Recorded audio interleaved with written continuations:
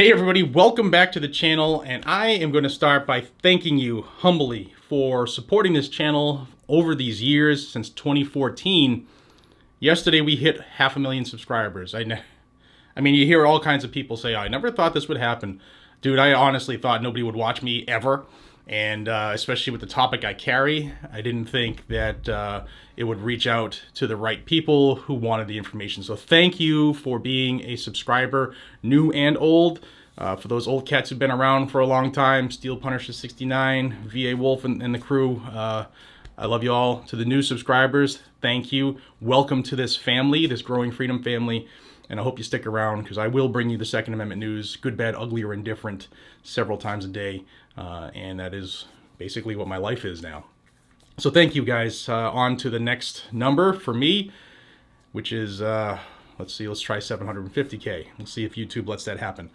I wanted to do an update this morning about UPS. UPS came out last night in an article in the Vice, which I'll link down below. But UPS has finally come out for the first time publicly and has acknowledged that they have changed their firearms policy, firearm shipment policy. Now, I will say that I got several people who work for UPS, drive for UPS, husbands are UPS, wives are UPS, and there was a lot of hate.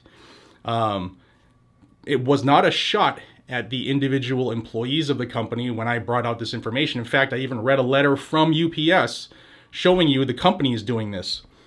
And even when I was in law enforcement, it took me, like, when I realized that the company, the department, or the chiefs, or law enforcement in general wasn't quite what I thought it was.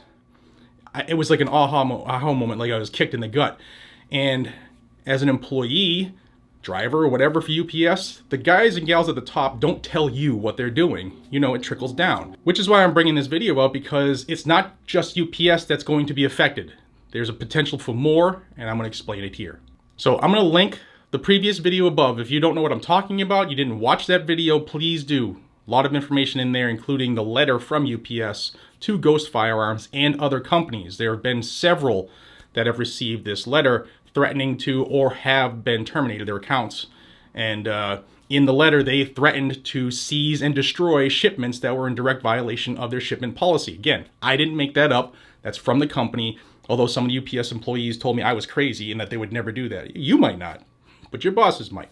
Here on the screen is a quote from the company's statement. UPS policy now clarifies that the company does not accept any firearms, frames or receivers, or partially complete disassembled or non-functional frames or receivers as defined by the new federal regulation. They're talking about the new ATF rules that go into effect in August, unless those items have been identified and given a serial number in compliance with federal requirements. That's from UPS.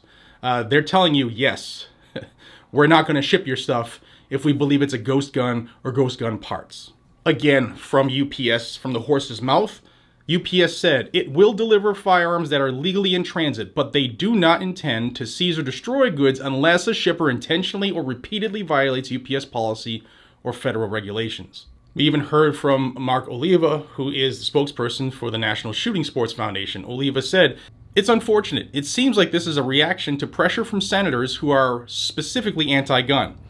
These are senators who have never met a gun control idea they didn't love. It seems there could be considered untoward pressure on interstate commerce."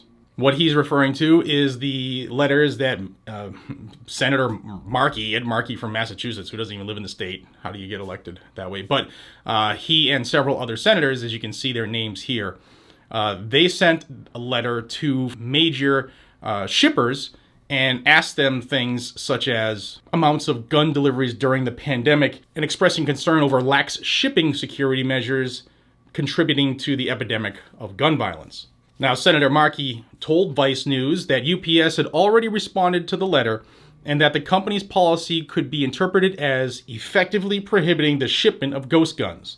Markey also said, "I'm pleased that shipping companies are now taking steps to ensure a more responsible shipment of firearms in transit and to halt the shipment of dangerous ghost guns altogether. I will continue to call on these companies to do their part to strengthen security measures and protect communities across our country from the threat of gun violence at the hands of untraceable weapons." Weapons don't kill people, Ed. It's criminals and murderers who do this. Go after them. Now, I told you in the open that it wasn't just UPS and other companies were considering doing something as well. Here's something from FedEx. A FedEx spokesperson said the company last year implemented even stricter requirements than required by law for the shipment of firearms through our networks. FedEx prohibits customers from tendering specific firearms accessories such as bump fire stocks, rapid fire trigger activators, unserialized firearms, or ghost guns, and any other firearm manufactured using 3D printing. As federal, state, and local laws change, we will comply with those new regulations as well to protect the safety of our team members and the communities that we serve. Now, UPS and FedEx are private companies. They can regulate more than the federal government-run agency, the United States Postal Service, can. And Vice reached out to the Postal Service, and their spokesman said that they would defer to the ATF's interpretation. They also said, Congress has not conferred on us the discretion to restrict use of the mails for policy reasons. With respect to firearms, we implement the Gun Control Act and ATF regulations, and so any such policy decisions would need to be made by Congress and or the ATF. Well, actually, if you look at the deference decision, West Virginia versus EPA, it's not ATF. They don't get to make these laws. It's Congress. But of course, that's going to take a lawsuit because this tyrannical government isn't going to, take a loss without just being forced to step back. Now, I understand some people are still going to be a little wary because the Vice said it, Vice News said it, and we don't see it on UPS, or it's been a policy about shipping stuff all the time. This is the UPS website on the policy change. Here's their section on prohibited firearm shipments. UPS does not accept automatic weapons, including machine guns, for shipment, either domestically or internationally. UPS does not accept firearms, including handguns and firearm parts, for shipment internationally. UPS does not accept firearms, including handguns and firearms parts, for shipment domestically unless 1. Such shipments are in full compliance with all federal, state, and local laws, including, without limitation, age restrictions. 2. Such firearms, including any partially complete, disassembled, or non-functional frame or receiver as defined by 27 CFR 478.12, have been identified and bear a serial number in a manner that complies with federal law. And 3.